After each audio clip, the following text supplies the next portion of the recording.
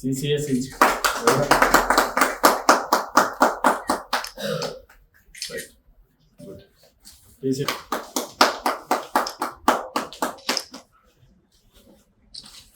CCS PC Anjaiah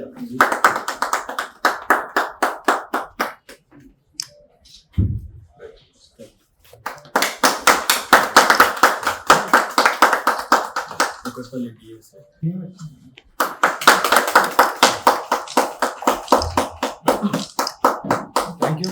గత నెల 29వ తారీఖు ఉదయం 6 గంటలకు మా కుకట్పల్లి పోలీస్ స్టేషన్కి ఒక సమాచారం వచ్చింది. ఆ సమాచారం ప్రకారం ఏంటంటే 28 అండ్ 29 నవంబర్ నెల ఇంటర్వ్యూనింగ్ నైట్ రోజున కుకట్పల్లి పోలీస్ స్టేషన్ లిమిట్స్లో ఉండేటువంటి మధుసూదన్ రావు అనబడే ఒక 57 సంవత్సరాల బిజినెస్ మ్యాన్ ఇంట్లో దొంగతనం జరిగింది.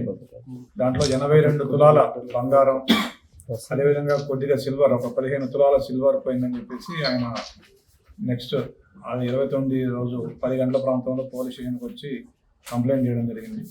ఆ కంప్లైంట్ ప్రకారం మా పోలీస్ సిబ్బంది ACP Kukatpally, SHO Kukatpally, DI Kukatpally and crime staff and especially CCS Cyberabad అంటే బాలానగర్ సిసిఎస్ స్టాఫ్ వీళ్ళందరూ కూడా మా సిపి గారి ఆదేశాల మేరకు ఇన్ఫర్మేషన్ తీసుకొని ఈరోజు ఉదయం మాకు వచ్చిన విశ్వసనీయ సమాచారం మేరకు ఎవరైతే 3 అఫెండర్లు ఉన్నారో వాళ్ళని క్యాచ్ చేయడం జరిగింది. వాళ్ళ దగ్గర ఆ 82 తులాల బంగారం, అదేవిధంగా 15 తులాల సిల్వర్ కూడా ఇంటాక్ట్గా ఎలా ఉన్నదో అలాగా ఆ చోరీ సొత్తును రికవరీ చేయడం జరిగింది.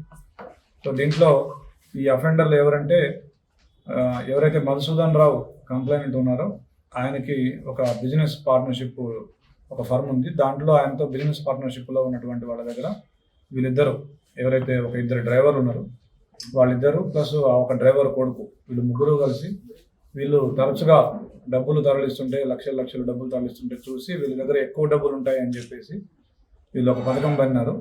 దాని ప్రకారం ఏంటంటే ఈ మధుసూదన్ రావు అనే వ్యక్తి వాళ్ళ పాప ఆరోగ్య విషయం రీత్యా వాళ్ళ ఇంట్లో ఉంటున్నారు. ఆయన భార్య కానీ ఆయన కానీ వాళ్ళ ఇంట్లో ఎవరు ఉండట్లేదు. దాన్ని చూసి వీళ్ళు ఒక పనిముట్టు సహాయంతో వీళ్ళ అపార్ట్మెంట్ తలుపు గొళ్ళెం విరగొట్టి లాక్ విరగొట్టి ఆ అపార్ట్మెంట్లోకి ఎంటర్ అయ్యి అక్కడ ఉన్నటువంటి 82 తులాల బంగారం, కొద్దిగా సిల్వర్ తీసుకున్నారు. దాని కిందనే ఇంకా 40 తులాల బంగారం కూడా ఉంది. అది కూడా తీసుకునే లోపు పక్కనే అలికిడైంది. ఎదురుగా ఒక సాఫ్ట్వేర్ ఇంజనీర్ ఉంటాడు. ఆయన వచ్చిన శబ్దం విని లెఫ్ట్ శబ్దం విని వీళ్ళు పారిపోవడం జరిగింది. సో దీన్ని సాంకేతిక ఆధారాల సహాయంతో బాలానగర్ సిసిఎస్ సిబ్బంది, అదేవిధంగా Kukatpally DI and crime team వీళ్ళందరూ కూడా చాలా చాకచక్యంగా పరిష్కరించినారు. వీళ్ళందరినీ కూడా అభినందిస్తూ ఉన్నాను.